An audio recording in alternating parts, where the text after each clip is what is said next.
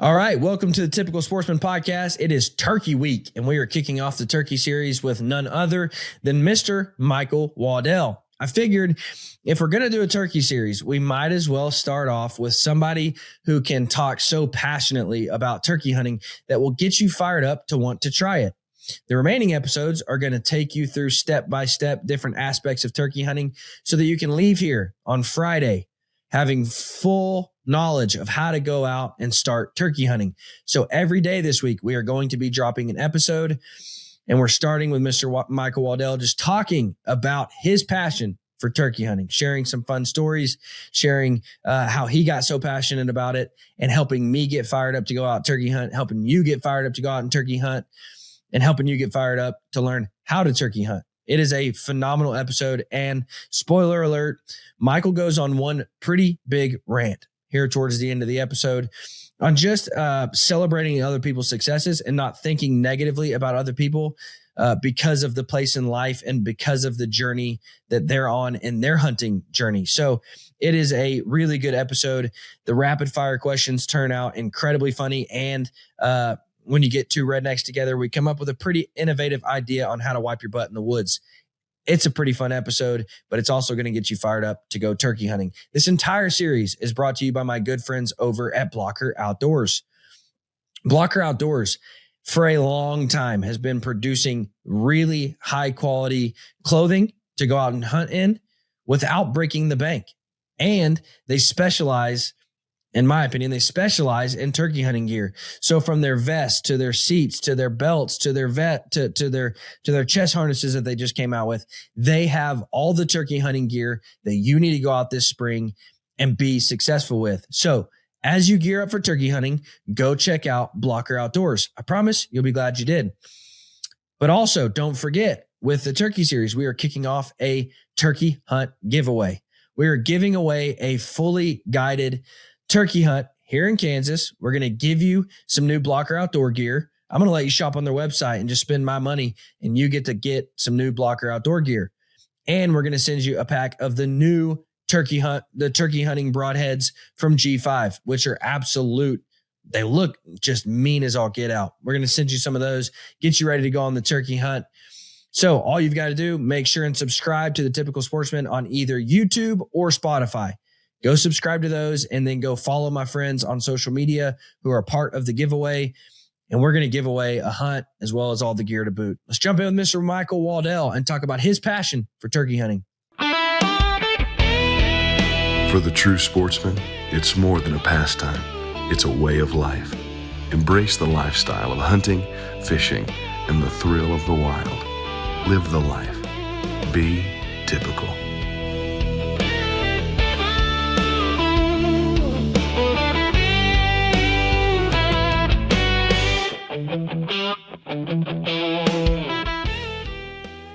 There are a lot of great companies making a lot of great bows.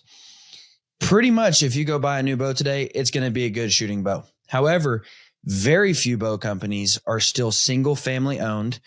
Even fewer bow companies are Christian owned, which is a very important value to me. And third, very few companies are really looking to push the needle in innovation. That is why I align myself with Prime. Prime, when I made the switch to Prime and I got my hands on this RVX 32 right here, I spent so much time with that bow. I put so many arrows through it. I took it on several different hunts in several different climates and put it just through about anything you can put a bow through. And it performed in every way that I needed it to. It shoots really well. It balances really well. Super high quality. The materials that go into it are great. And then in 2025 comes the form, which just goes to show you that Prime is really looking to move the needle in archery innovation, which is something that's important to me. So guys, that is why I align myself with Prime. I would highly encourage you to go to a Prime dealer and shoot the bows. I would highly encourage you to go to g5prime.com and check out their full lineup. Prime makes a phenomenal bow, but it's also a company that I can feel good about standing behind and supporting. So go check out Prime for your next bow.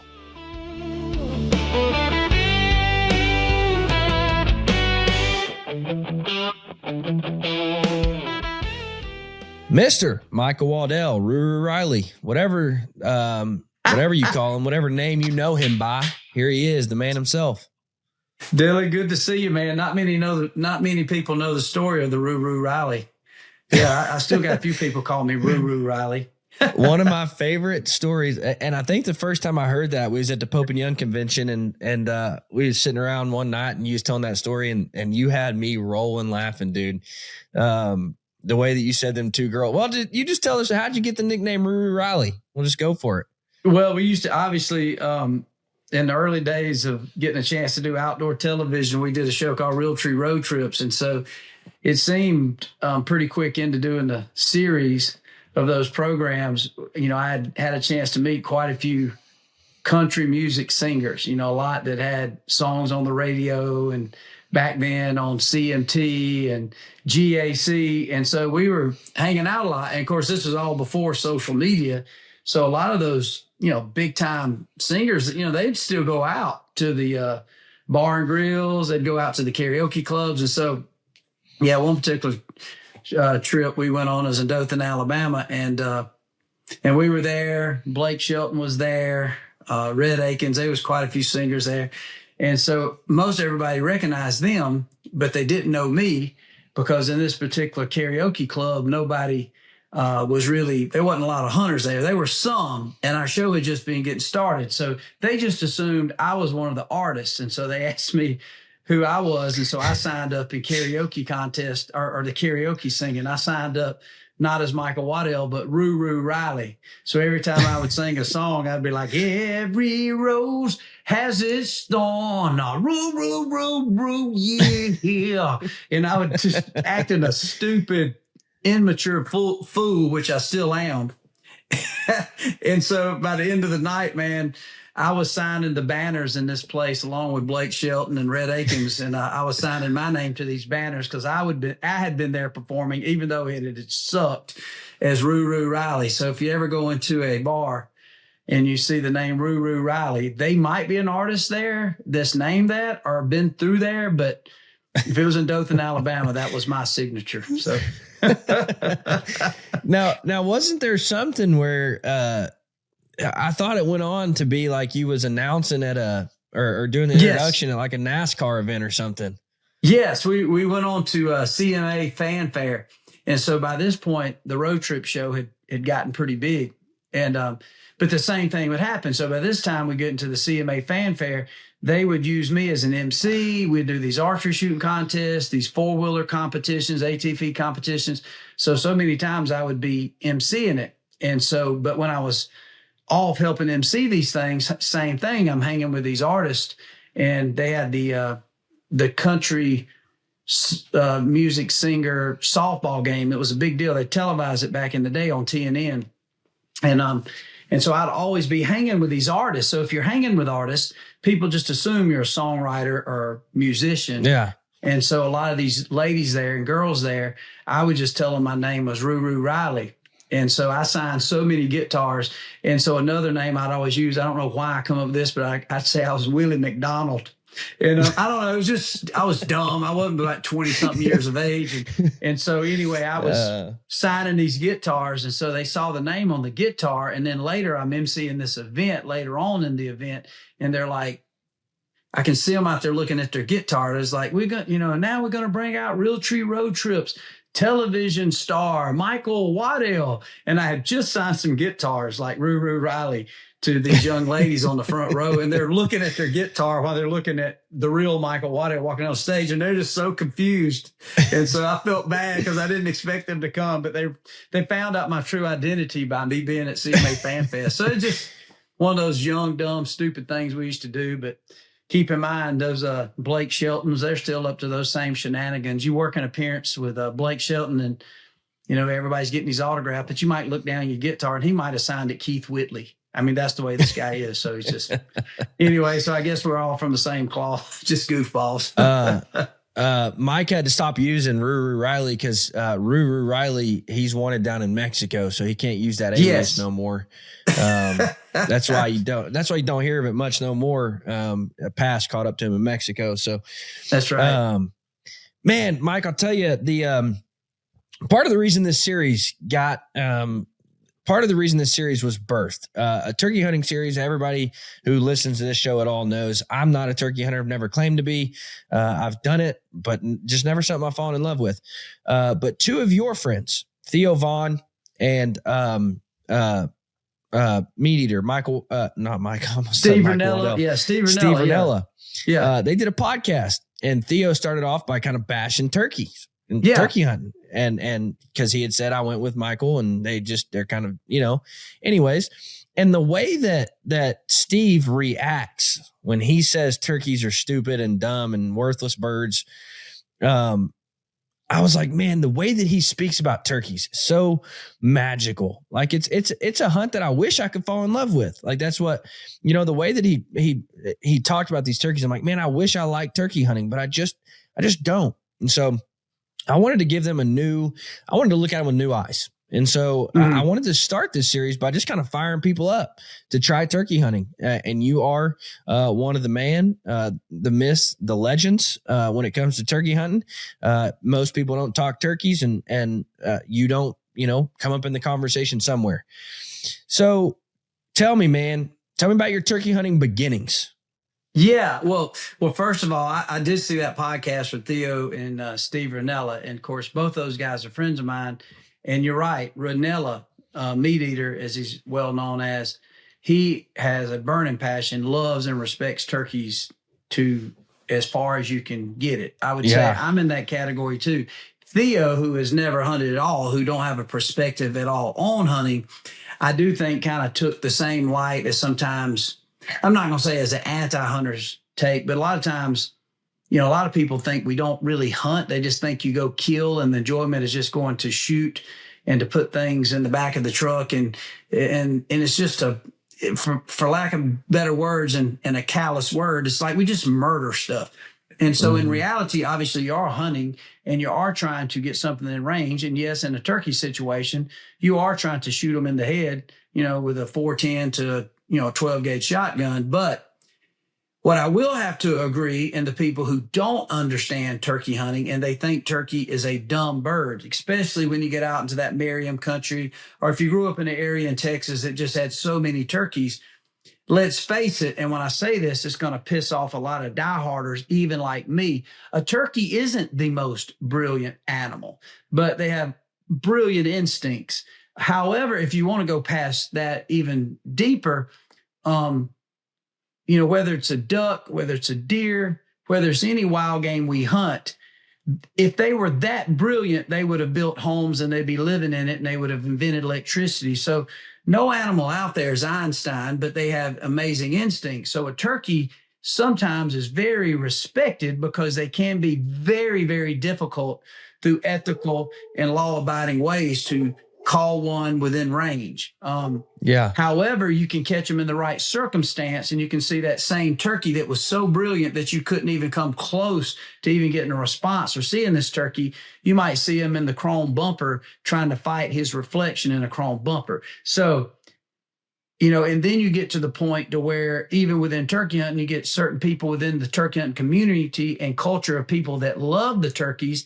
They don't like it when a turkey hunter uses certain methods to make the turkey look stupid, which in reality, to make any turkey, capable or vulnerable to come to your call, he's going to have to get to a pretty much an area of losing his marbles to trick him. So I kind of understand both sides of it, because you got some people that love turkeys that if you use a decoy, they're like, well, that's making a turkey look stupid, or you're manipulating them. Yeah. But define what manipulation is. So it gets really kind of weird, and there's a lot of gray area. There's a lot of controversy. But at the end of the day, if you know turkeys like I know turkeys, you know that there are some turkeys, just like people, that are brilliant, that are almost unkillable, that takes every bit of savvy, every bit of manipulation in order to even work a turkey. So it's similar to bass fishing and things like that. And I think all of us who hunt or fish, we have certain disciplines and certain place or evolution we are, that there's only certain things that we enjoy more than others. For instance, I use duck hunting as an example. Like I have been duck hunting so many times. I enjoy it, but I don't love it enough to go out and buy, thousands of dollars worth of decoys or get in thousands of dollars a year duck club. It just don't turn my crank. It's not that I don't disrespect or don't like ducks. I think it's awesome. We got a great flyway and we got a great population of all kind of different species of ducks. It's just not something I enjoy. Neither do I enjoy hunting a muskox or possibility of going to shoot an elephant in Africa. I'm not against any of it, but I don't enjoy it. But I think for somebody like you who's never really turkey hunted a lot, but enough to know that like, didn't turn my crank.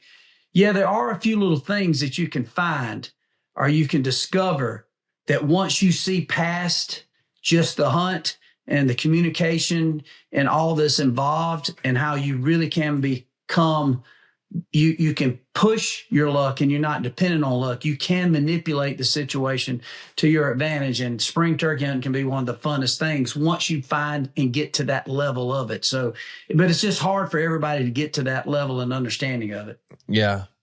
It's funny that you mentioned Texas and how many birds are there, because a few episodes back, Cuz Strickland was on and he was telling the story about taking a young man hunting, and he's like, well, we got to get this guy a bird. And he's like, I'm going to take him down to Texas because Ray Charles could kill a bird in Texas. And I thought that was funny how he worded that. But so what was Theo Vaughn's, what was the hunt like to give him that perspective? You know what I mean? What unfolded on the hunt to make him have that perspective?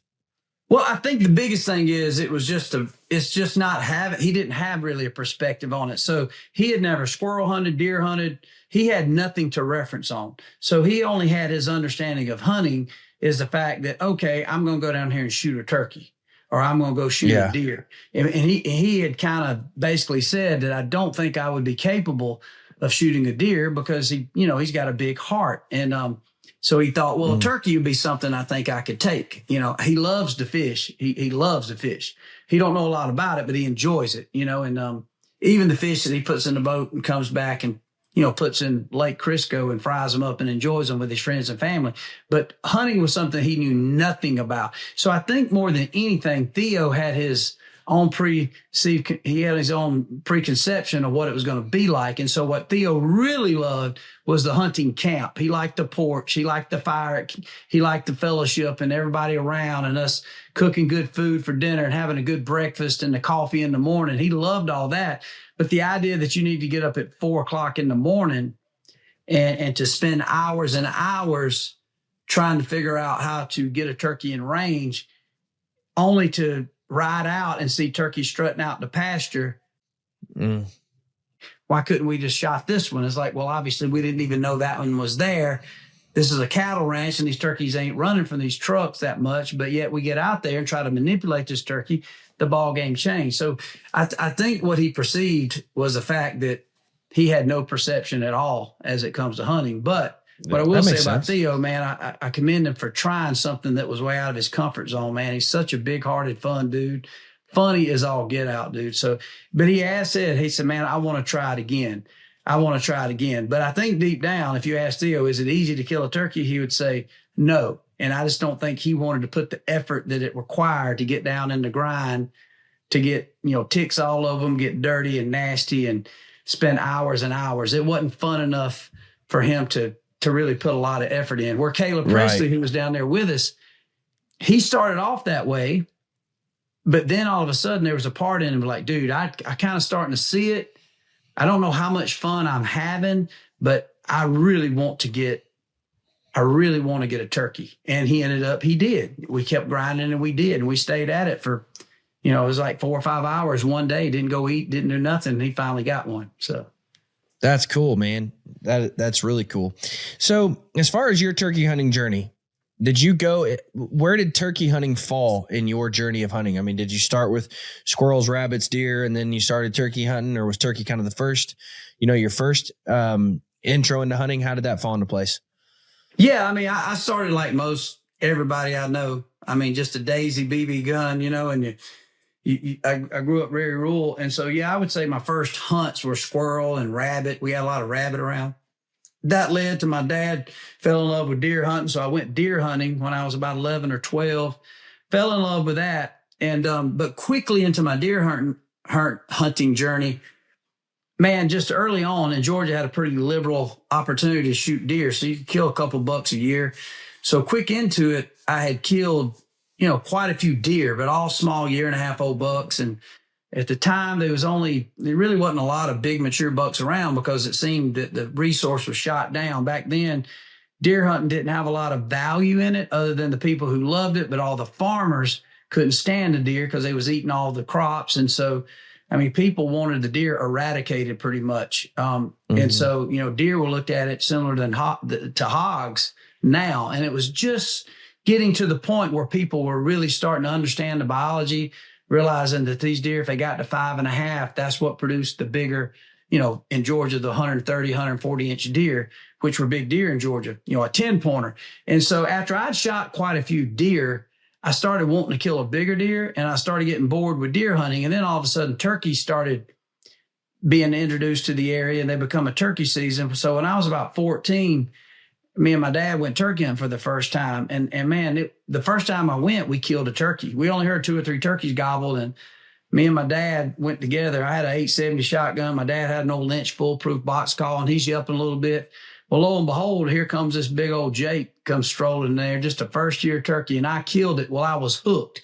And I started going on, and I love the fact that we heard this turkey gobbling on a limb, down in this holler of this area we called the Sweet Gum Patch. And I thought, man, that turkey could hear us. He would gobble back. Then he'd come looking for us, and we tricked him and we killed him. And so I thought, man, I'm going to go every day. I'm going to kill me another turkey or two. Well, man, it took me a couple of years before I ever even shot another one because I realized how lucky we got on that first go round. But I started finding myself intrigued because now a long-bearded turkey, if I could kill one in Georgia, become the same feeling to me as if I'd have killed a huge 10-pointer and a buck. So I think turkey hunting become a passion of mine because the deer hunting kind of fell off. Even though you could still go get a deer, I was just kind of getting bored with shooting just deer. I was wanting a big one, but I couldn't find one. So I spent so much time in the deer stand, and there was no rhyme or reason why a deer would come by me. Back then, you didn't check the wind. You didn't have all these trail cameras. You literally was looking over a clear cut in a platform stand that was made out of leftover wood from a construction site.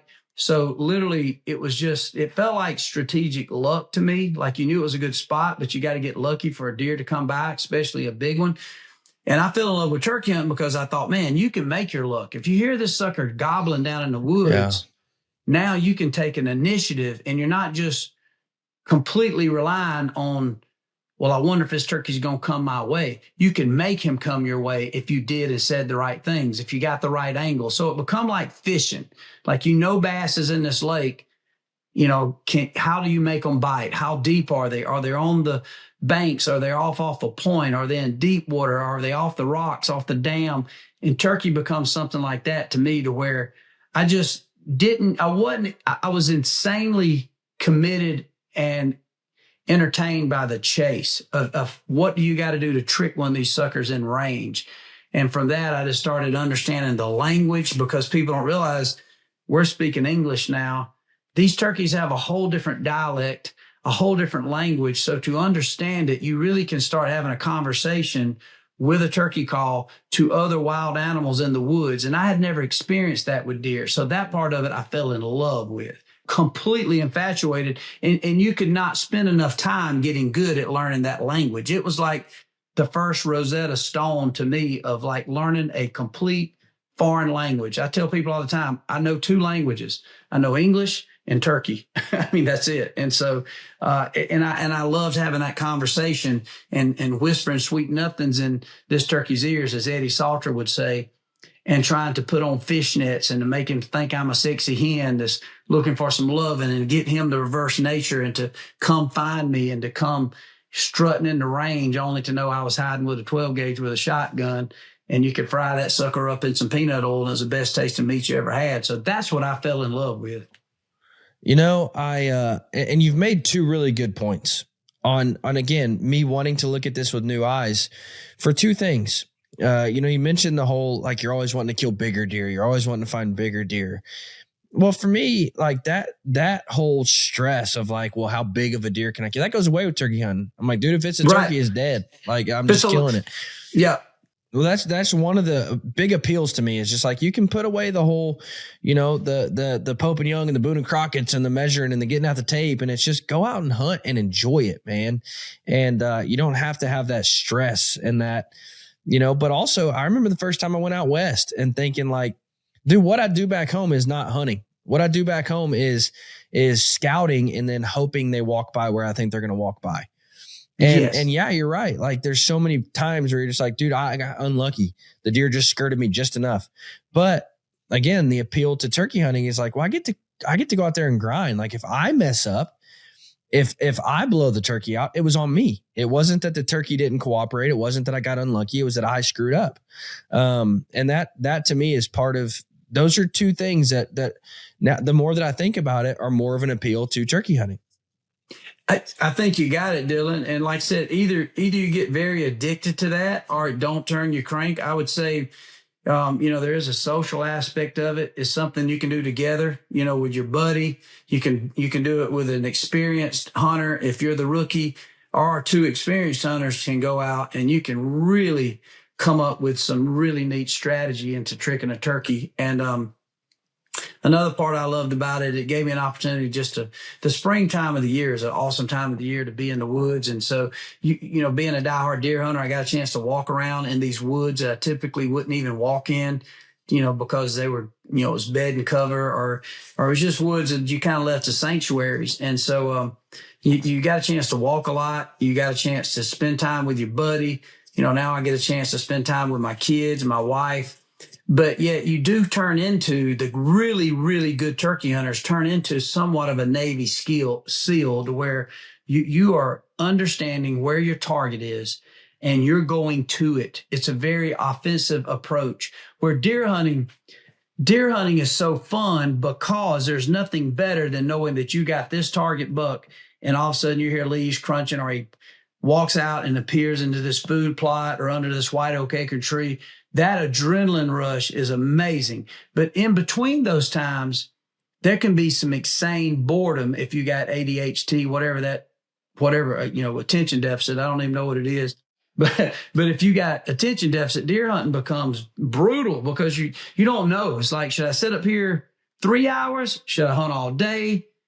Where is the deer I'm hunting? Is a sucker 2 miles away? There's no way of knowing. I think we have a little bit better technology out there, which becomes controversial because, you got a picture of the deer the night before. So he probably ain't within a half a mile of you, but is he laid up? Did he cut a doe out of the herd? Is he over here laid up in a cut bank or a cut ditch and bar ditch and he's not coming by you?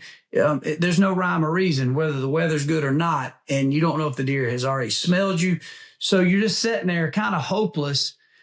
But in the back of your mind, that feeling of if you do see him or get a shot is insanely worth the adventure. Where turkey hunting is like, you can go out for 30 minutes. And if you got a turkey gobbling, you can kind of say, hey, man, I know this is turkey here. I'm going to get on to work.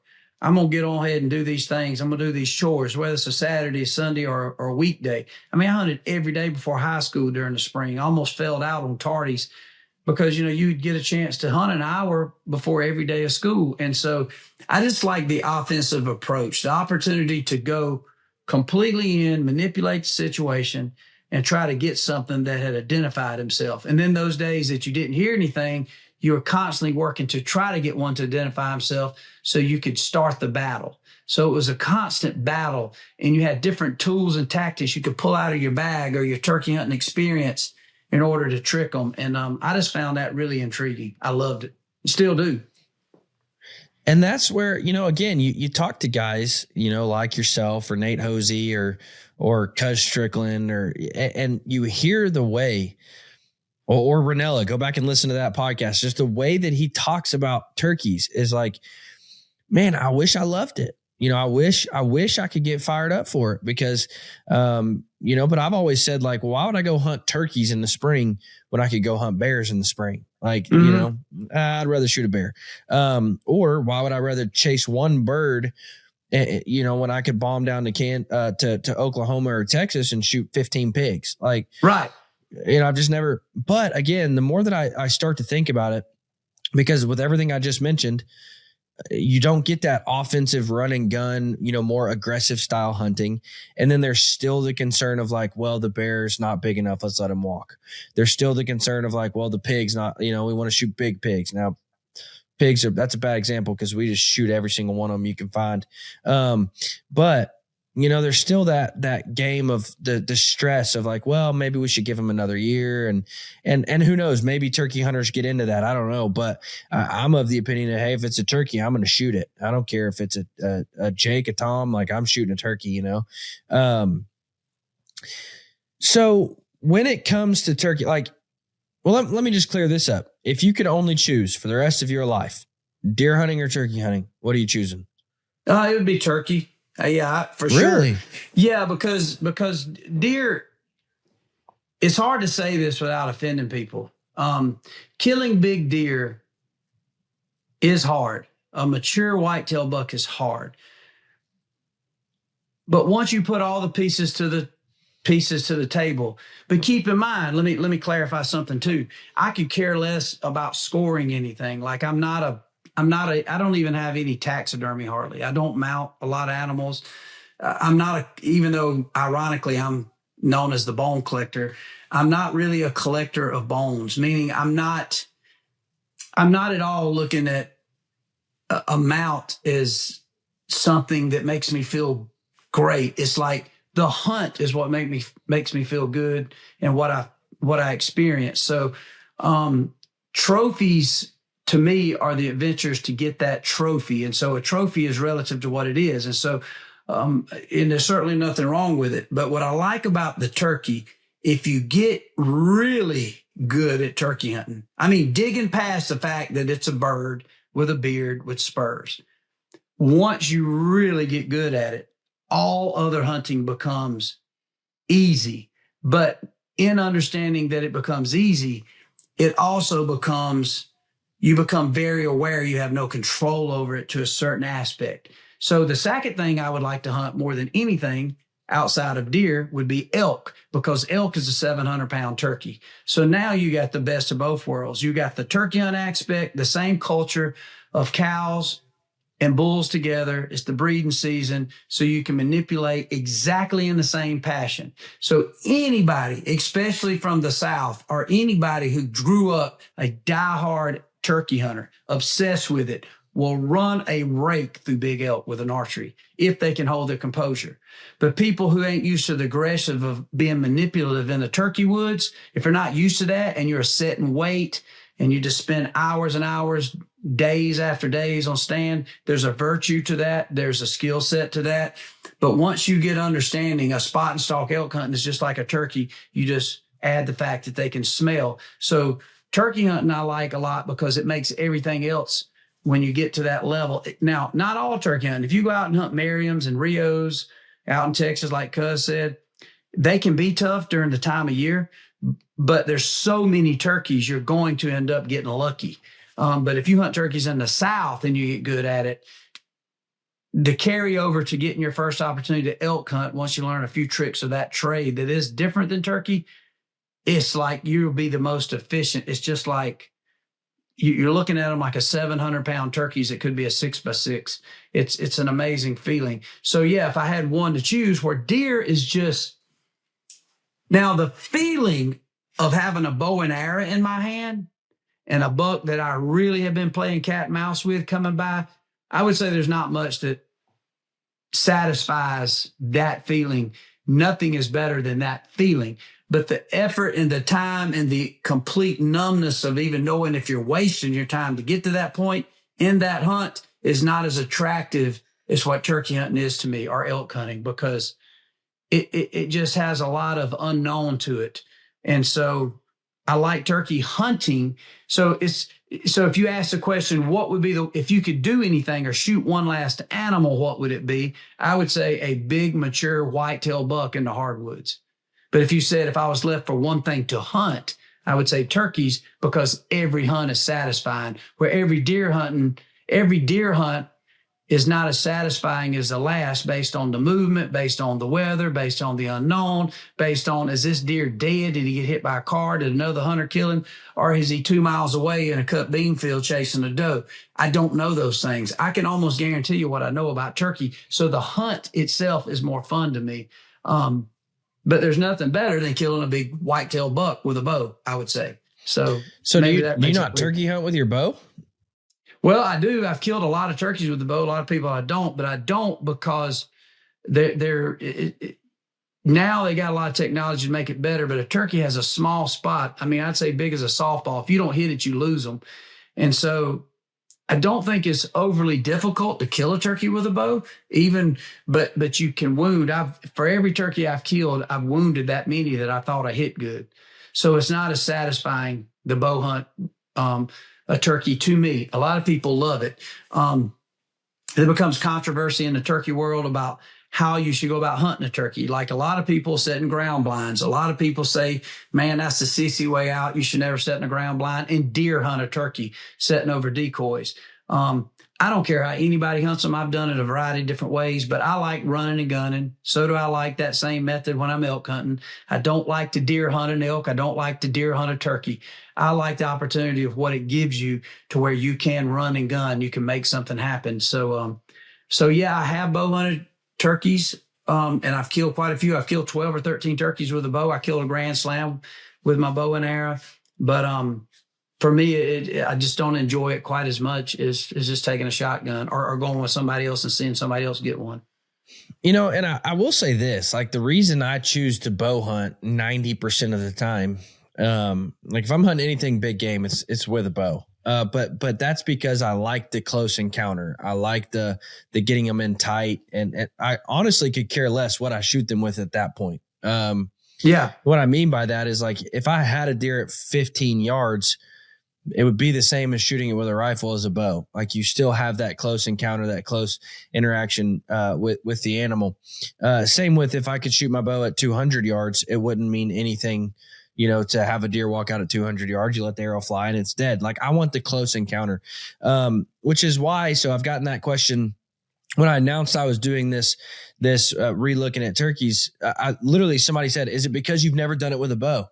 And I'm like, no, like, I have turkey hunted with my bow, turkey hunted with my recurve before. Like, so you're getting them in real tight, you know, but I don't think that's it, because like with a shotgun, you're still having that real close encounter. I mean, you're still shooting them at 25, 30 yards. So you still get that close encounter. So, you know, I think you're right. When it comes to turkey hunting, you're still getting the close encounter with a shotgun. So why choose the bow over the shotgun? When you did turkey hunt, Dylan, where did you go? Arkansas.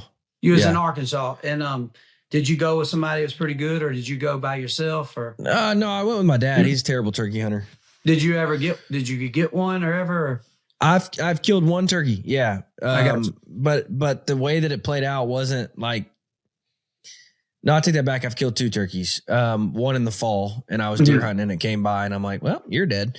But the one turkey hunt I was on, I've been turkey hunting several times. The one turkey I killed on a turkey hunt, it didn't play out like, you know, you want it to, like calling to it, setting up, and it comes in. Like, it was more of just like it ran by and we shot it, you know? Yeah. Yeah. Well, that was another thing I was going to add. I would say the misconception about a lot of people on turkeys is like, I was just talking on the phone just a minute ago to a guy, and we were talking about turkey hunters, and there's some guys I know that hunt turkeys that's not that great at it. And there's some guys I know that, man, they're just the most efficient, like, you know, so I do believe there's a lot of pretty good hunters that would not and could not kill a turkey in the South with a shotgun. Like, so we start throwing around the bows and I don't know that you would get one in range. And that is also what turns a lot of people off. It's way more aggravating and tougher than what a lot of people think. Then you got the other side of the coin, to where people grow up, say, in Idaho and the Merriams, or South Dakota, or possibly Nebraska, and there's turkeys everywhere. So you can literally almost hit them with a golf club. So finding a turkey to, say, go out and kill, everybody thinks, well, I don't know, same could be said with a lot of animals, but I do think at the level of hunting in the South, like if you say Mississippi, Georgia, Alabama, probably go into Louisiana. Arkansas is a state that I would put as a hard turkey to kill.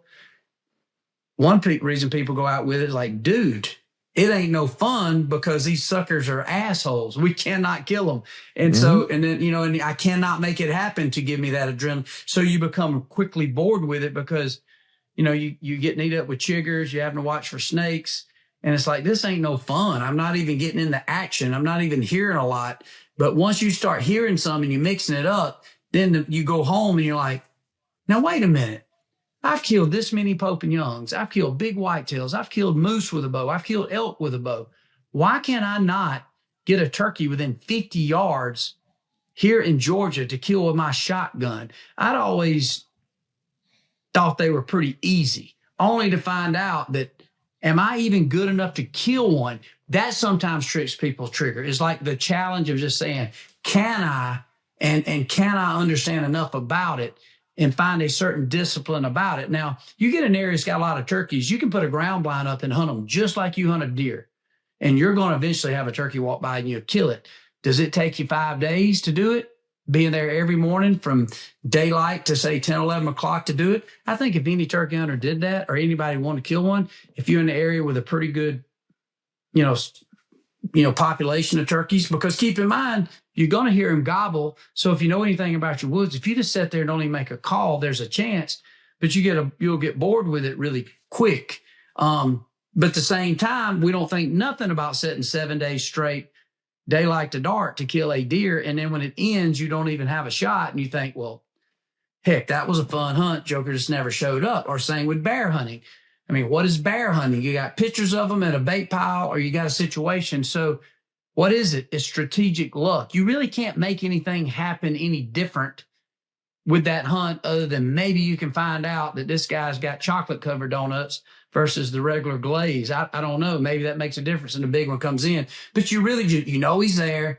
You just sit for those 6 or 7 days every evening and you pick out a bear or one that you think might be Pope and Young and you shoot it. And I love that myself. Where turkey just turns my crank is, man, I'm predetermined to hunt here, but then I start hearing over here. I start hearing over there. My whole plan changes. So like I said, turkey hunting, once you kind of dig into it and see past the fact that it's just a turkey or it's just a bird with a beard, and you start hunting him with the tactics and tactical aspect and offensive approach, it just all of a sudden you start seeing all things different. Even the way you hunt deer, you start seeing them different. At least that did to me.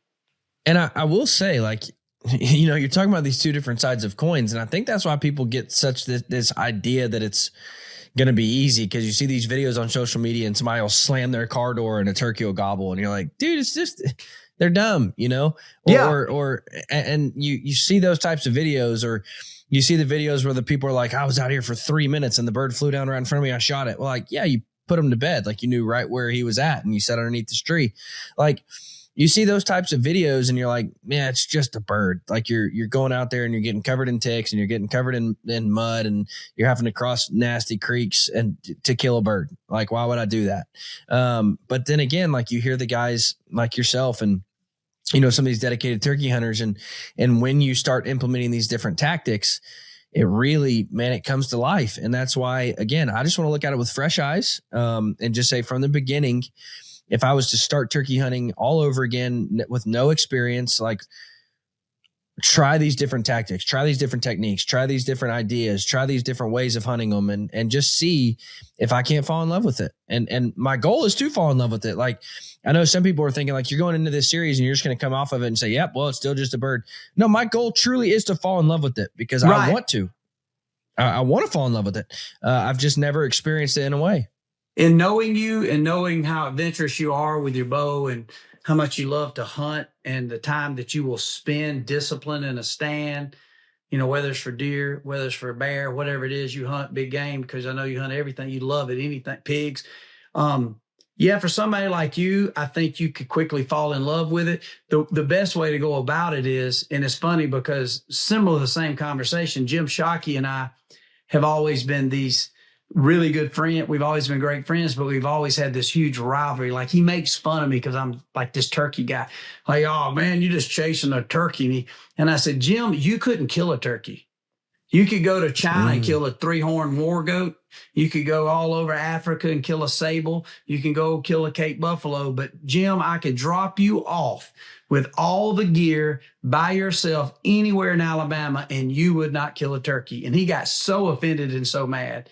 And so eventually I think he did, and he did kill a turkey, but I think he killed an ocellated turkey down in Mexico, which is a completely different situation. So I don't know that he's ever still hunted like any Southern or any diehard turkey hunters, even the Midwest, Northeast have done, but you would love it. And all you got to do is, if you go with somebody who hunts with this approach and you work in turkeys and you little subtle things like your turkey's gobbling, and all of a sudden the guy stops and says, you know, this experienced hunter you with, and he says, wait a minute, that turkey, we got to get side hill him and we got to get above him. You know, like, why are we doing this? And all of a sudden it's like, that's enough calling, or, hey, I'm going to get them fired up and pay attention. This one's going to come. And they pre-tell you, like they almost tell you the show of what's about to happen. When those things start happening, then all of a sudden you kill it and you have the adrenaline rush. Oh my God, we just tricked this turkey. In reality, this guy you was with tricked him. You shot him. Now all of a sudden it clicks. Like, I want to learn how to do that. That was pretty fascinating. Kind of like the first time I went bass fishing with Hank Parker. I thought I never was big into fishing.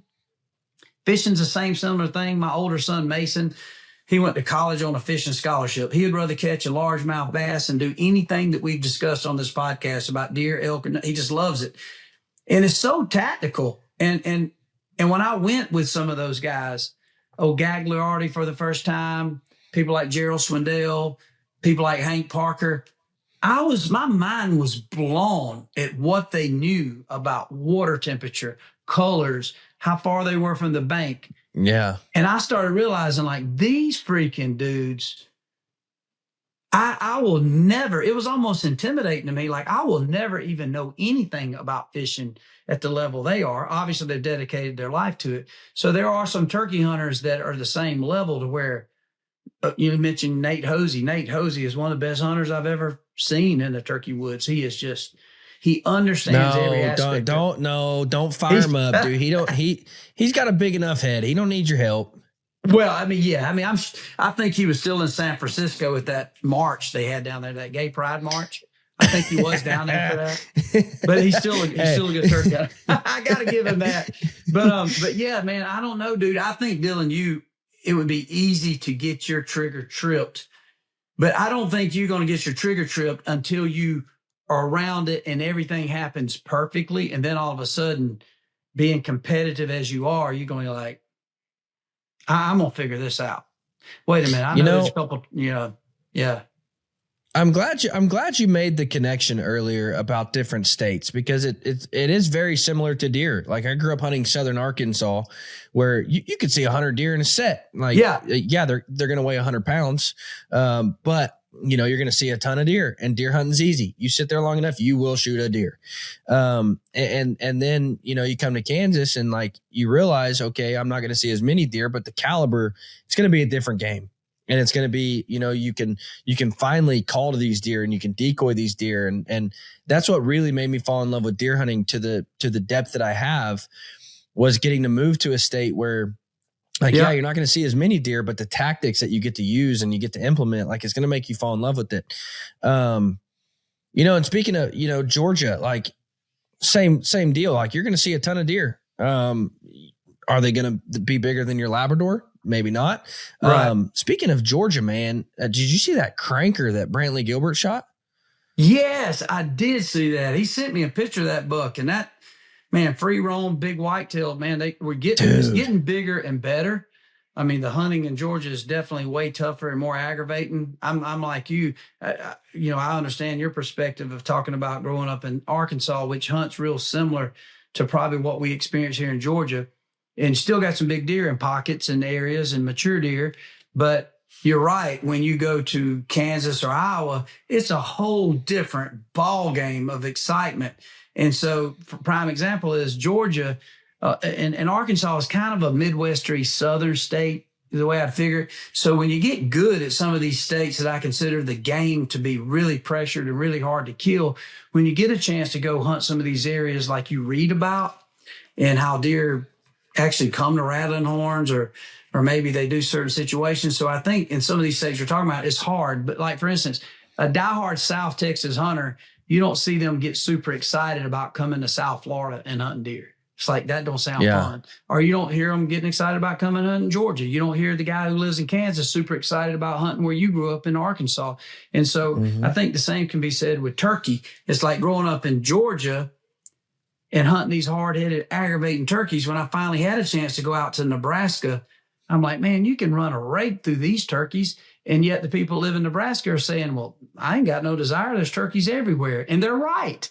But it's almost like it all of a sudden, what become impossible, you all of a sudden get out there and you're the turkey whisperer. And the same kind of feels the same way if you grew up in Southwest Arkansas hunting deer, and then all of a sudden you get a chance to go to South Texas, you feel like you're the best bow hunter on earth. Like, I mean, these deer coming 20 yards, I'm going to whack them. Or if you get to go to Kansas and you see deer out bedded in plum thickets and you see them stand up from bed. I mean, how many people have even seen a dead deer come out of bed if you hunt in Georgia? Where are they bedding? I mean, you got your ideas, but it's like they're ghosts. So all of a sudden it becomes amazing to see things like that. So why would anybody that comes from that country that sees it all the time, they probably wouldn't have the same enjoyment that we did, hunting in our home states. Yet we still do, because we understand what goes into it. And there is a different challenge, and it is our home. And so I don't know where I'm going with this, but turkey hunting's got a lot of that same feel. It's just a tactical process that in my mind really helps redefine your hunting ability. So if you get good at it, everything else, even the whitetail deer hunting, starts to connect, and you just become more fluid. It's almost like you went to some special ops training almost. It's almost like if you get really good at it, everything else that has any offensive approach starts to make even more sense, because you're not just a turkey hunter. Don't rely on luck. I'm not saying you can't go rely on luck and kill a turkey. I've killed some turkeys that it was just sheer luck, but most of the turkeys, I could have almost told you what they were going to do based on the situation and how they gobbled. When I struck them, I almost knew immediately, almost like a chess match, that turkey's going to get to that south ridge. And if he comes to a call, he's going to come side ridge to me. Or that turkey's right over that hill. If I can get to the ridge, he's just going to peek his head over. Or I'm hunting with you, I can say, Dylan, that turkey's hot. When he comes in here, this is the one you need to get your bow. This turkey's going to be, I can get him to 15 yards. Be ready. And knowing that, when that starts to click, it's almost like, I don't know, man. It's almost like those players, those dudes that's out there always macking on the girls. They almost know, like, that girl right there, that girl right there. But you keep talking, keep striking, keep throwing these little one-liners, and sooner or later, you might meet your future wife, or whatever you're looking for. And turkey hunting's got that same aspect. It's hard to say. You're not just sitting back waiting. You're making it happen. You're basically taking it. And that's just fun to me. So, and I want to reference this before I ask you the question, because you had me dying laughing. I don't know if it was last year or the year before, but you called somebody on the phone. You said, "Dude, I just shot a one-legged turkey." Oh yeah. And anyways, that had me rolling laughing. And what are some of your most memorable turkey hunts, though? Like those that really just stick out as like, dude, that right there is what it's all about. Yeah, I mean, I would definitely say, the first time me and my dad got that turkey together, that was unbelievable because we didn't know much about it. It was me and Dad. First time we had heard a turkey gobble together, and we ended up killing this turkey and rode him around. But outside of that, all the turkey hunts, to me, I remember almost so many of them. And there's been literally hundreds and hundreds of turkeys that I've seen die, either at my own pull the trigger or being with somebody. But now it's those moments of taking somebody that maybe has never experienced the joy of turkey hunting and seeing that adrenaline rush in them and seeing them get one. I mean, no doubt I can think of many sick kids I took hunting, some on, hunt of a lifetime situations, taking some ladies on their first turkey hunt, people that they thought they would never, ever be interested in doing anything but maybe collecting berries and never want to hunt anything. and take them on a turkey hunt and work hard, walk many miles and end up getting close and getting a turkey. The times that I experienced with my dad, for sure, like I've never missed since I was 13 years of age, since that first time me and my dad went hunting. I was either 13 or 14, but I think I was 13 and I turned 14 that spring, that May. But I've never missed an opening day of Georgia with my dad ever. Like as busy as I get, that opening Saturday of the Georgia season, I always go with my dad. Many times we've killed a turkey, and as many times as we have, it's just as many that we didn't. But it's just about that camaraderie and something that meant a lot to us. Now I've got, 5 kids. Every one of those kids have killed turkeys with me, and I got a chance to see them get their first turkey. Most of them multiple species. The times I get to go with my wife, I would say most of what I do now during the spring is I take a lot of people, because you never know what people's in life and what they got, the weight of the world on their shoulders, and going through and just putting together a good camp and taking that offensive approach and walking them and taking them hunting. I never just go set somebody in a blind and say, I'll pick you up in 4 hours. I mean, I want to personally take them and show them why I love it. And for me, that's probably the most memorable hunts I have now, is not the ones I've killed. Now, I've had some turkeys that I've killed that done some amazing things, like turkeys I tricked that I couldn't believe I got them. Like I cannot, that sucker. Turkeys too, especially in the South, you'll nickname them. You'll know it's that turkey. So you'll have a relationship with them. There was one turkey we used to hunt in Alabama. We finally killed this turkey and we called him Obama. And my buddy Joey Massengale nicknamed him Obama because he would gobble good on the roost, and he would talk, but he would not come. You couldn't kill him. And every time this turkey would gobble down off his edge's power line, Joey Massengale said, "That's old Obama." He said, "Man, he talks a lot of shit, but he don't get nothing done." And I always thought that was funny. And I always thought that was funny. And we finally killed Obama. And I hate to nickname stuff because that sounds like, oh my God, people are going to say he killed Obama. Well, we nicknamed these turkeys. And to get one of those nicknamed turkeys that like Dylan, that's the red gate turkey you just killed. That's that sucker been whooping you all year, and we just got him. And that's a feeling. He might be just a long beard 2-year-old turkey, but it's a turkey that you had nicknamed that had been eluding you. I enjoy those hunts with people. I enjoy the breakfast after. So it's a very social. You got to be serious at times. You can cut up at times. You get a chance to have conversations. It's just for me, it's just a perfect situation, or a hunting situation for me, because it has elements of a deer hunt to where you got to wait and you got to figure out, you got to be still, you got to be cautious. You got to pay attention to subtle things. But then there's a time you can just get aggressive and make something happen, and you can close the coffin and fill a tag. And it's just insane. It's just fun. It's like a chess match all the time. Well, hey, you just, you let me know what time to be where, and we'll go kill a turkey together. We'll have to go, man. I would love that. I would find a lot of joy in seeing your eyes. And I can tell. Now, on the flip side of it, Dylan, I'll warn you, I've had some people that I've tried to get into turkey hunting, and they've been friends of mine, and we deer hunt and elk hunt together, and they don't understand it. I've taken some of those people and had everything work right. And they're like, man, that was fun. I still ain't that fired up about it. Now, what I like about that, those same guys have great turkey hunting ground. They don't care nothing about it. So they'll allow me to have their hunting ground. I just go hunt turkeys on their place. So in one way, it's not like we have to have everybody that turkey hunt, because there's a lot of people, like you said, they would rather just during the spring go hunt a bear or a hog. Well, that's good for me because that leaves more turkeys for me to hunt. And there's a lot of people that's dead against getting people into turkey hunting now because they selfishly don't want any more turkey hunters in the space.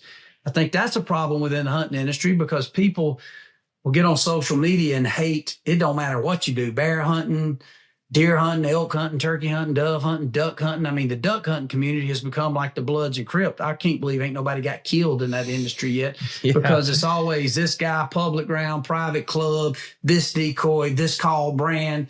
It is unbelievable. It's turned it into the streets of Chicago, and it's just complete insanity. Turkey culture gets the same way. It's like 1 minute, let them win. Can't believe you're killing all these turkeys. Next minute, I ain't going to that show. Ain't no real turkey killers there, man. I'm the only turkey killer.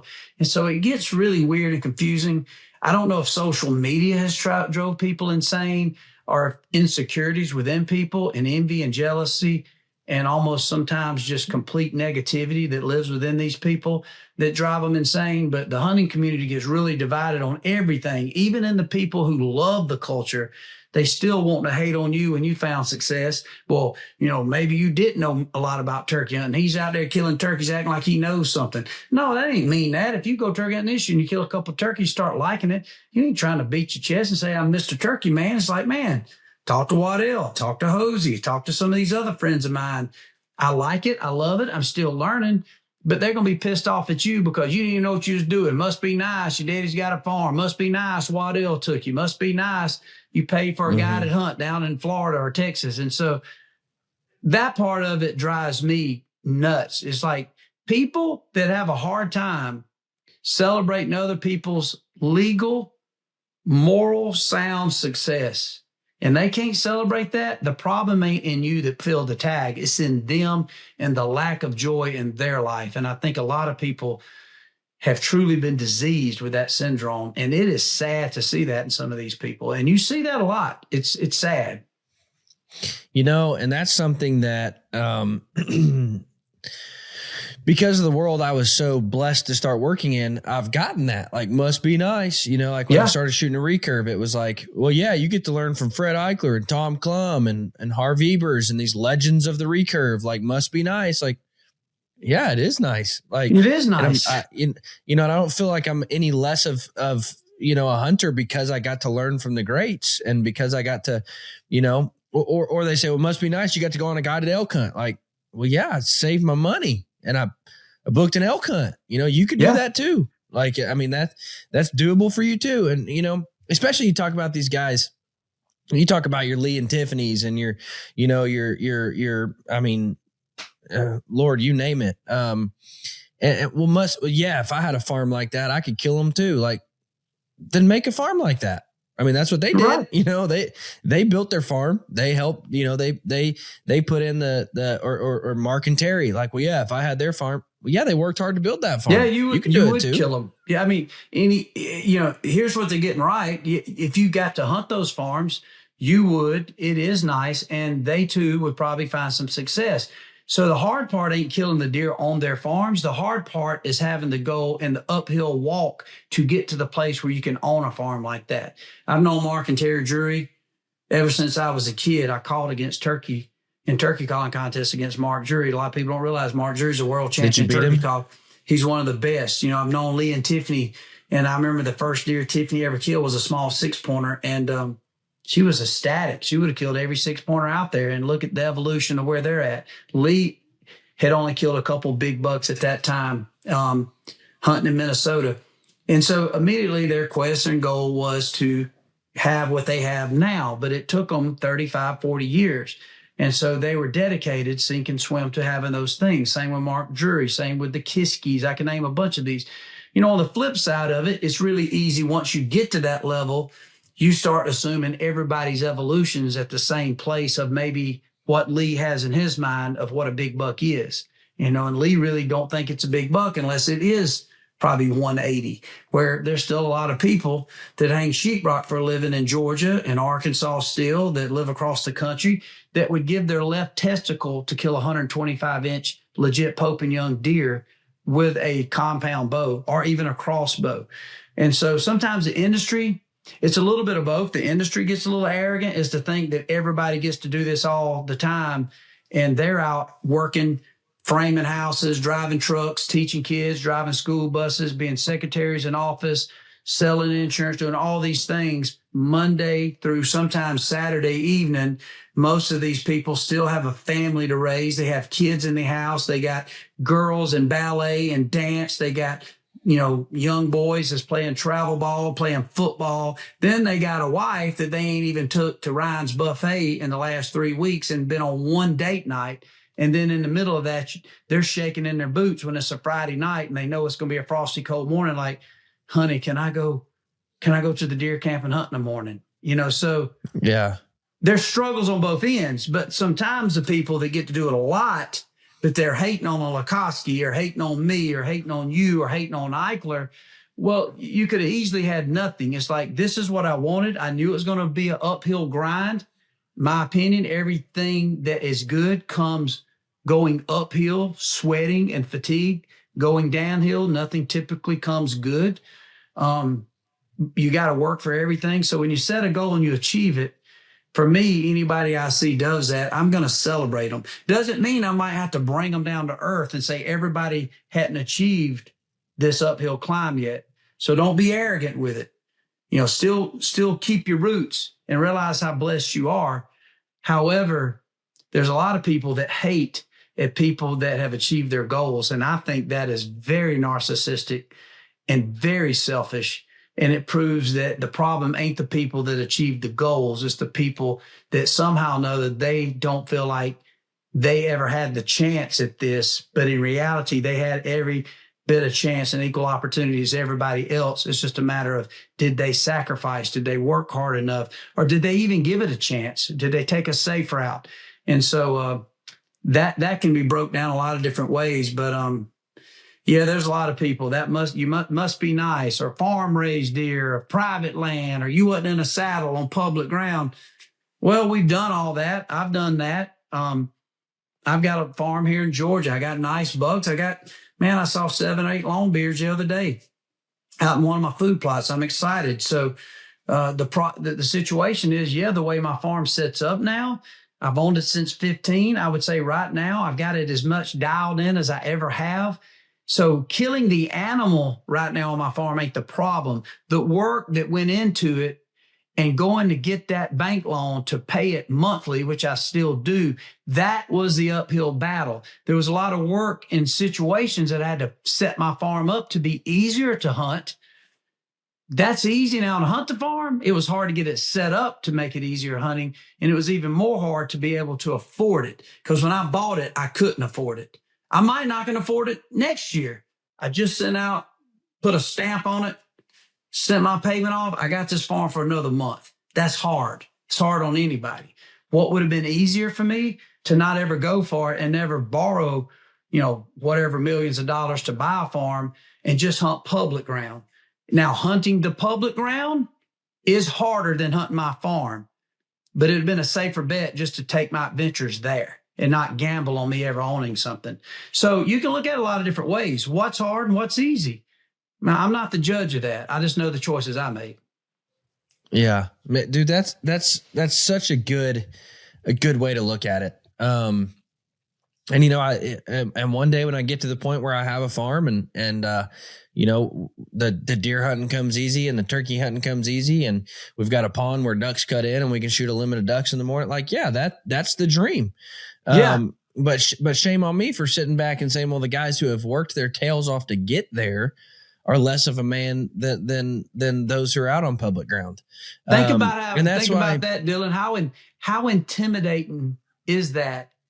And I was the same way. As a young man, you dream of having the right duck refuge, the right flood and timber, and having woodies and maybe a couple greenheads in there. You think about the fact that one day I want to build a 5-acre lake in here and have big old female Florida bass in here, that my kids can go out there with a little old crankbait or a rattle trap and catch a big old bass. I would love to have 4 or 5 turkeys gobbling in here, even though I don't like the turkey hunt that much, but maybe one day I can go out there and yelp me one in. I'd love to have redneck blinds and 5 or 6 food plots and big old buck forage oats. And maybe I had some cover crop around the edge of it, hinge cut the hillside. That's all a dream. But think about how hard it would to step off today and start that. To say, okay, here's a piece of land. It's $7,000 an acre. It's 250 acres. It butts up to this place. It'll be good. Now you do the math. What is that going to cost? Now keep in mind, there's not a duck impoundment on it. There's not a lake. There's not a house. There's not a double wide. There's not a food plot. You got to get dozers in there. So what happens is it becomes overwhelming and people give up on it. But what I'm saying is, to me, that was the uphill battle of thinking, I'll never get that. And finally, I stopped telling myself, it's like, you know what? No, one day I will.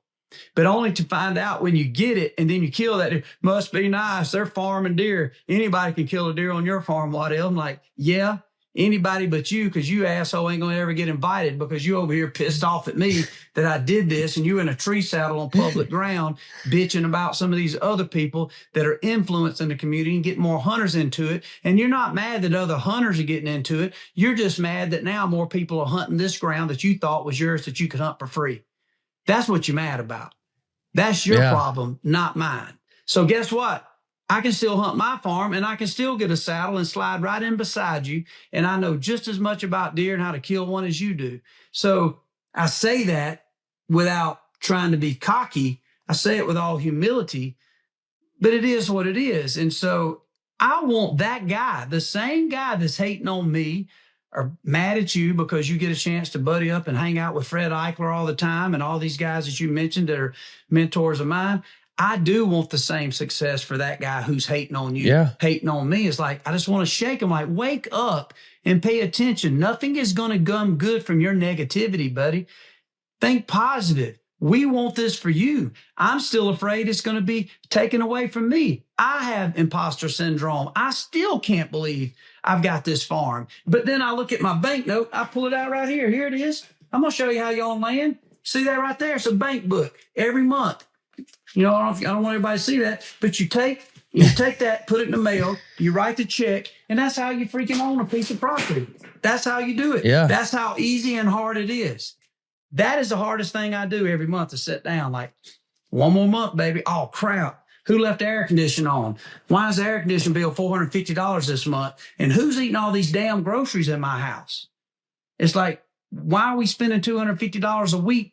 Well, I know I got 5 youngins and I like to eat too. So we eat steak, we eat elk meat too. And so my point is you start putting all that together, nobody's got room to hate on anybody. And then if you don't have it, what do? You double down, you work harder to make ends to make it meet, whether it's turkey, deer, elk, or whatever. And then therefore, whether if you fall in love with turkey hunting or you get obsessed with hunting big moose in Alaska, you can figure out how to get there, make it a goal, but you will not get anywhere. Nobody will by just hating on somebody that has and is doing it.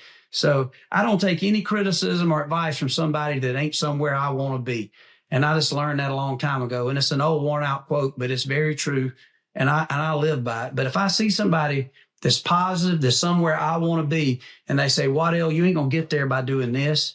But if you do this, this, and this, I pay attention to it. And so, like a Lee Lukoski, you can like him or not, but Lee will be the first to tell you, man, if I ever wanted to buy some land in Iowa, what would be the best way to do it? He can tell you how long it took him, and he can tell you how insanely committed he was to it. And I don't think most people would want to go down that route because that dude could have lost it all very easily lost it all. I mean, he gambled on everything to have those farms in Iowa, man. But at the same time, Lee also can get pretty arrogant. Like, I can kill a 3.5-year-old deer in 2 days. Like, come on, Lee, shut up that stuff. I mean, you might be right on what you set up. I've heard him say it. I was talking to him about it, and I love Lee, but like, man, you can't get that. You can't forget where you and Tiffany were also back, in 1991. And you were tickled to death to kill an 8-pointer, with your bow, just a deer in Minnesota up there in that thick country. So I don't know. Everybody's evolution changes. I always also give this to Dylan. Think about baseball. Every young man I know, and I'm sure you did too, you played baseball. Some people get all the way to the Chipper Jones level to where they are Hall of Famers and hit as many home runs as anybody in the league. Major leaguers. That 1 percentile, maybe 2%. I don't even know what it is. It's very low to make it to that level. But guess what? Chipper Jones did not start hitting Nolan Ryan or Pedro Martinez. He started off a tee, just like the rest of us, with a little tee-ball bat, and he could barely run to first base, didn't know what he was doing. And then quickly it evolved, and maybe it come quicker to him, but hard work and discipline and lessons, he made it to the big leagues. So we all start off a tee. Our first deer is probably going to be with a 30-06. Our first deer probably ain't going to be that big. It could be a doe. Our first deer with a bow is probably going to be a doe in a food plot overlooking someplace in Arkansas. So everything's in perspective. And I think some people just get blinded by people's success that they just immediately thought is to hate because that's where they want to be. So I don't know where all I'm going with this other than just remain positive, focus on your goals. And I think anybody can do it. I really do. I think anybody can do it at a certain level of finding satisfaction, but you're not going to find it by just hating on everybody else. You know, like what you said is so absolutely correct. And, you know, a few years ago when I got to go on a deer hunt with Chuck Adams, I heard that a lot. Like, must be nice, dude. Yeah, you just get it handed to you. And I'm like, well, here's what I can promise you.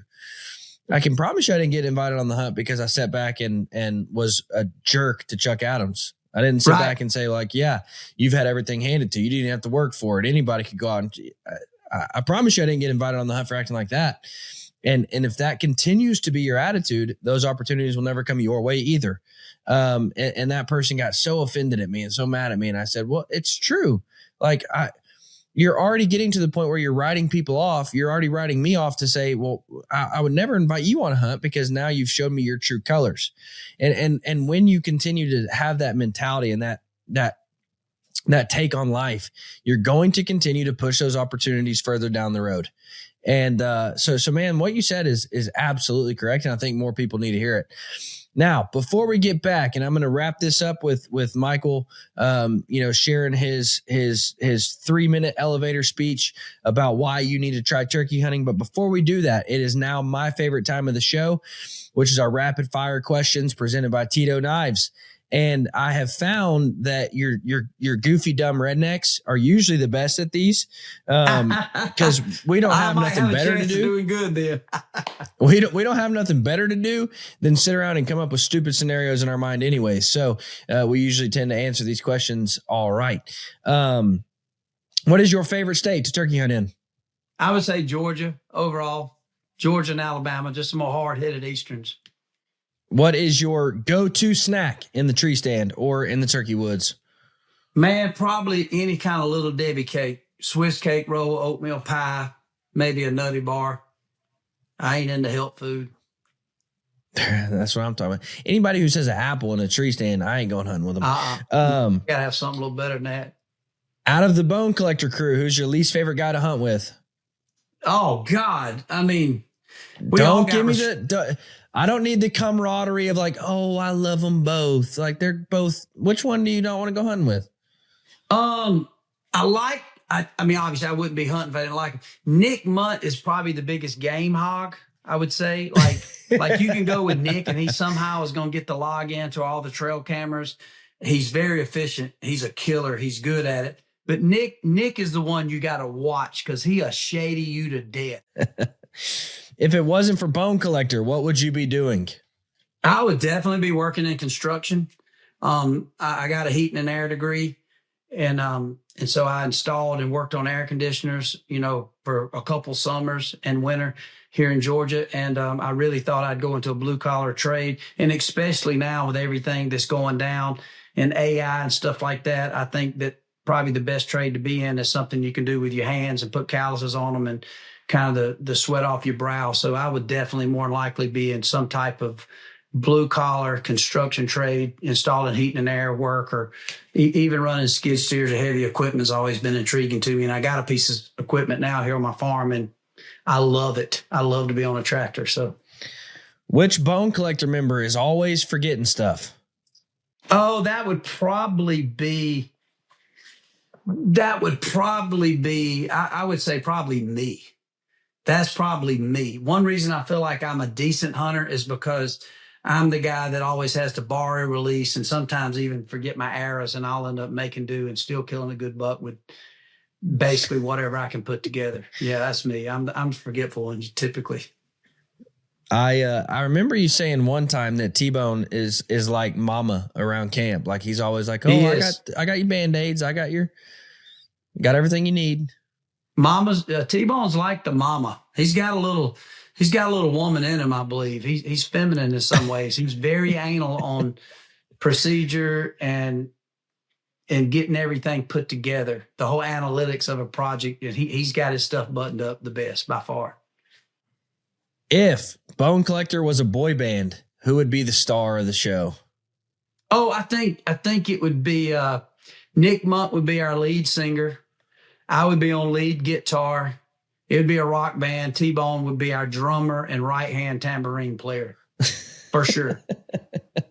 All right. The TV at turkey camp is stuck on one channel, and it's at full blast, and you can't change it. Are you going with the Spanish news channel or the old shopping channels where they come on and they're like, here we have an emerald green ring for $39.99. Mm-hmm. Which channel you getting it stuck on? I'm going with the Spanish channel because I don't know what they're saying, but they always got hot chick after hot chick on them. And it's like, you don't even know what they're saying. It looks like every one of them looks like, dead gum. What's that girl? I forget her name. Not Selena, but the other one just smoking hot. They just all look, they're just easy to watch. It's like you don't even have to hear the audio. Just sit there and watch it and drink your coffee and get ready to go to Elkwoods. All right. You're stuck in camp all week long with somebody who's an anti-hunter, but they're okay with eating meat, which that's my least favorite kind of person, just so everybody knows. Or you're stuck in camp with a vegan who is okay with hunting. I would probably rather be with the vegan who's okay with hunting, because at least that guy's probably on a health kick and probably just very vain and looks at himself in the mirror a long time and just, trying to be Mr. Cool and probably wearing all the expensive jackets and clothes, but he's only eating lettuce because he thinks some girl gives a shit and they don't. So I could handle him probably better than the anti. And he's not going to take your bacon and eggs. Like, that's the best part of it. That's correct. That's correct. All right. If theft is legal for 1 hour, what's Mr. Waddell going to go steal?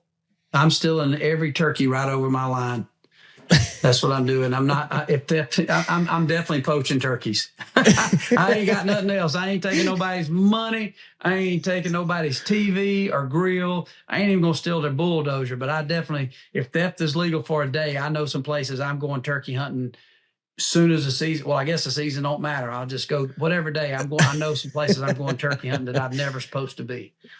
Man, I'd figured you'd like run into a Bass Pro Shop or something and just raid that place. I got all the gear. I just need more places. All right. What is your go-to pastime in the tree stand? My go-to pastime is probably like everybody else. If it's really slow, I'll get to that doom scrolling, get on X. It used to be Yahtzee. It used to be Yahtzee. The handheld Yahtzee game. I'd play Yahtzee all the time.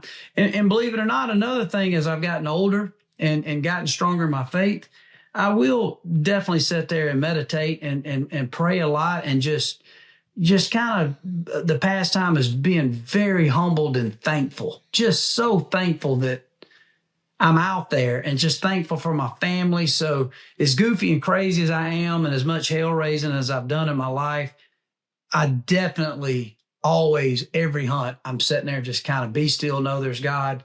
That's a favorite pastime of mine now. But that's something that blew right by me in my younger hunting years. I was just so anxious, ready to get something happen. I sometimes just sit there and relax. Sometimes I'll leave my phone, on the, nightstand and just purposely leave it so I can focus on everything that I'm seeing out there and feel the air. So I do that a lot too. If you could go hunting with anybody, dead or alive, who would it be? I would probably say, man, I've always would have dreamed of spending a lot more time with Fred Bear. Oh yeah. I think I would love to spend a lot of time with Fred Bear. I just think that would be amazing. I've also had a new kind of weird deal of a hunter that I found out does hunt a little bit. That I think it'd be a cool cat. I'd always like to go hunting with Matthew McConaughey. I found out he did grow up in Uvalde. He does hunt a little bit. And out of all the Hollywood madness, he just seems to have something that's pretty cool about him. Seems to be a man's man. So he would be fun to kind of take on an adventure, similar to what I did with Theo. And I think old Matthew McConaughey would be pretty cool. I'm not saying that from a man crush. I mean, my wife certainly, she's every woman's in love with Matthew McConaughey, but I just think he'd be a cool cat to go hunting with. Yeah. Or Chris Pratt. He's a big hunter. Chris Pratt, I've always wanted to cool. hang with him. I never have. And I missed him coming through some camps before, but I hear he's a great guy too. I'd always wanted to meet Robert Duvall too, man. He just passed away a couple of days ago. And Robert Duvall, just his character on Lonesome Dove and in the movie The Apostle, I've always thought he'd be a cool guy to hang out with. Don't think he hunted, but I don't know. Maybe he was just an actor. Maybe he wouldn't be as cool as I think, but I always wanted to be one. If you forget toilet paper in the woods, what are you using to wipe?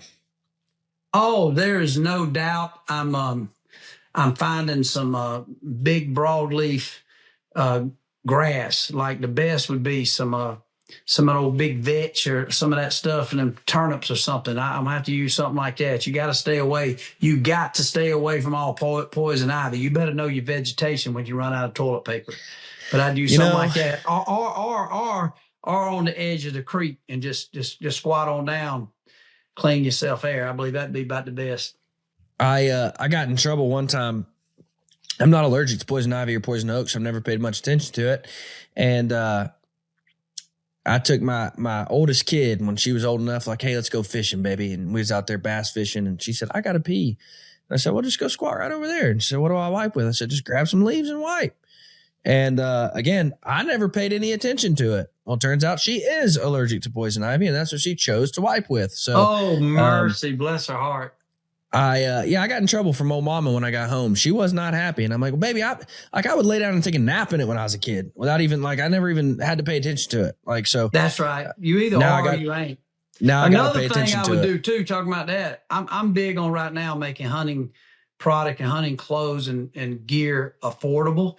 We got some cool stuff. And so I would say if I didn't have any toilet paper, I always hunt a lot of cotton shirts. I just cut a sleeve off. We got some bone collector gear going into Walmart this year. You can buy a really nice pair of cotton 6-pocket pants for $24. You can buy a really nice long sleeve t-shirt and camouflage. You can buy it for $15. So I would just rip a sleeve out of that, and that makes good toilet paper. If you got on that Kuyu and Sitka, you ain't gonna cut that off. You're gonna probably end up wiping in poison ivy. So yeah, you should probably you should come out with a shirt and it's got cut lines on it. That way you're like, look, each sleeve's got 5 dumps in it. You can just cut right there. Toilet paper sleeves. Yes.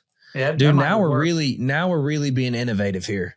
Or the top of your socks, and maybe you could turn them into ankle socks, but you rip off your tube sock or your high calf sock and make that the other half of it. Then you still got a pair of socks that you could wear, with your tennis shoes when you get back in the summertime. Yeah, that's dude. We're out here just changing the world. If you're in the tree stand and you've got to take a dump, do you climb down or you let her fly from high? I would say I'm climbing down.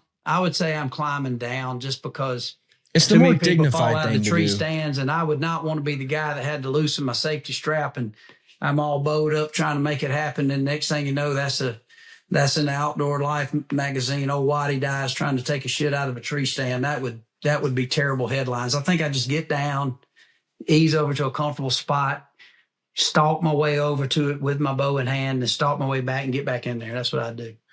I used to be an aerial dumper. And then one time it dawned on me, I'm like, this would be like falling from a tree would be bad, but falling from a tree with your pants down and falling into the mess you've just made. Yes. Like it doesn't get much worse than that. And then you've got to call somebody to come help you, and they're going to know what happened. Like they're going to see you and experience you in all of your glory. Then if you forget where you took the aerial assault, you can let your bow right down into the mess you made too, which would be a terrible mistake. Yes. You're absolutely right. All right, Waddy, end us off. If somebody's listening to this and they think, man, I've never been a turkey hunter, but I need to give her a shot. What's your 3-minute elevator speech on why somebody needs to try turkey hunting? I would say for number one, it's the springtime of the woods. Everything is starting to bloom. All the birds, all the songbirds, everything's coming alive. The barred owls, red birds are, singing early in the morning. So the time of year is my favorite time of year. It's the spring. It's going right into Easter. Most of your turkey seasons come in late March, early April. And so it's just a gorgeous time to be out there. And then if you think of that offensive approach, you think about what you can learn. Then you think about, even if you don't think you would want to turkey hunt, but you're a diehard deer hunter, it's the best time to spend every day that you can go out there trying to get a turkey to better walk and get a better lay of your whitetail woods. You can see all the trails because, like I said, a lot of times it's just greening up, but you can see all the trails, all the old rubs, all the old scrape lines. So you're always going to find a better nook and cranny or a place that you need a lock on that you didn't have before. And then second of all, it gives you ability to learn a deeper value of the communication of wildlife. Deer and ducks and everything communicate, elk, moose, all of it, but nothing as intricate as what turkeys communicate with each other. So you're learning a whole different language. You're learning a whole aspect of the breeding cycle and photoperiodism as it makes these turkeys and they start to breed, and these hens basically are looking for gobblers, gobblers looking for hens. You understand the pecking order. And once you really understand all that, like I said earlier in the podcast, it gives you a broader perspective on all wildlife. And so once you become honed in to be a very efficient turkey hunter in the spring, what ends up coming from that is you become an all-around better hunter. And one thing I will add, it gives you an opportunity to do it with a loved one, to hunt with a wife, to hunt with a kid, hunt with a dad or an uncle or a granddad. And it ain't even about trying to kill something. You get that one-on-one time to sit and talk, to take naps by an oak tree trying to work a turkey. You can catch up on life. And so it's just a good time to be in the woods. And once it all starts to click and you start learning the language and you start learning how to manipulate them, then all of a sudden here he comes blowed up and he's coming looking for you because nobody else is there. He's looking for you and what you have painted this picture to be. It is absolutely insane fun. And you will be very proud of yourself when you are in control of that. So, and then the last thing I'll add, when you take that turkey breast back, cut it up in nuggets, I would say marinate it in about a day to 2 days in jalapeno pickle juice. And then you put that in flour, maybe add a little buttermilk to it, batter it in flour with some lemon pepper or your favorite Cajun season, fry it on about 350 to golden brown. It will change your perspective on life in general, and you will want to eat every turkey you ever see strutting in a field. So it's a fan favorite with my family when I fry up some turkey breast. That is a good point. I told you my dad's not the best turkey hunter, but he would say his favorite. Just a couple weeks ago, somebody asked him what his favorite wild game is, and he said wild turkey.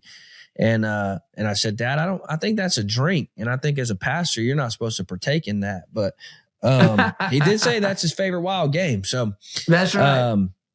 Guys, don't forget, with the kickoff of the turkey series, we are doing a turkey hunt giveaway. A guided turkey hunt here in Kansas. We're going to give you all the gear to boot, the Blocker Outdoors camo. We're going to throw in some of the new broadheads from G5. Have you shot those yet? The new turkey heads? Yeah. I haven't. I got some in the mail. I got ordered, and man, I think I like the idea of them things. Them are nice. They look sweet. So we're going to give you G5. That Mega Meat's a dirty head too, boy. That's that knocks fire out of them, son. Yeah, it will. So we're going to give you the new broadheads from G5. We're going to give you the camo from Blocker, and we're going to bring you on a guided turkey hunt here in Kansas. So make sure all you got to do is be subscribed to the Typical Sportsman podcast on either YouTube or Spotify. Go subscribe right now and get entered to win that free giveaway. Come turkey hunt here in Kansas. Mike, thank you so much for coming on, man. An absolute pleasure as always. Guys, thank you so much for listening. Don't forget, every single day this week, Monday through Friday, we will be dropping an episode covering turkey hunting. Our goal is for you to leave on Friday having fully understand how to go out and start turkey hunting. So make sure and tune in. You can skip the Nate Hosey podcast because even though Waddell talked highly of him, he ain't got much to offer. I am kidding. Nate's going to cover, which I couldn't think of a better guy. He's going to cover all the different tactics you can use, running gun, sitting in a blind, putting them to bed on roost. He's going to cover all those different tactics. It's going to be a really good episode. So actually make sure and tune in for that one.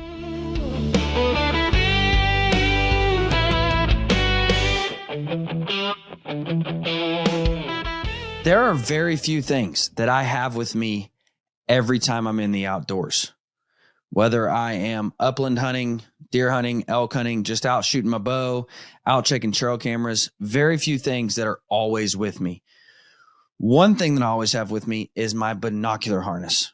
And I searched the world for what I felt to be the best binocular harness. In my opinion, there's a fine line in binocular harnesses. Either you get a lot of space for everything you need, but they're big, bulky, and heavy, or they're super streamlined and I just don't have space for everything that I want to have on my chest.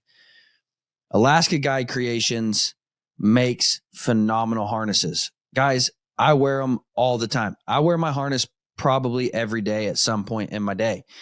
And so comfortability is important to me. The way that it stays put where I want it is important to me, but also having enough compartments and being able to move things around modularly to fit it where I want it is also really important to me. I want my rangefinder in a certain place. I want my knife in a certain place. I want my binos to fold out in a certain way. And with Alaska Guide Creations, they have a full line of binocular harnesses that you can make exactly how you want them. I can put different pockets right where it's going to work best for me and my system. Guys, Alaska Guide Creations is the best, hands down, in my opinion, harness you can get, and take it from a guy who pretty much lives in them. Go check out Alaska Guide Creations for your next and your last bino harness.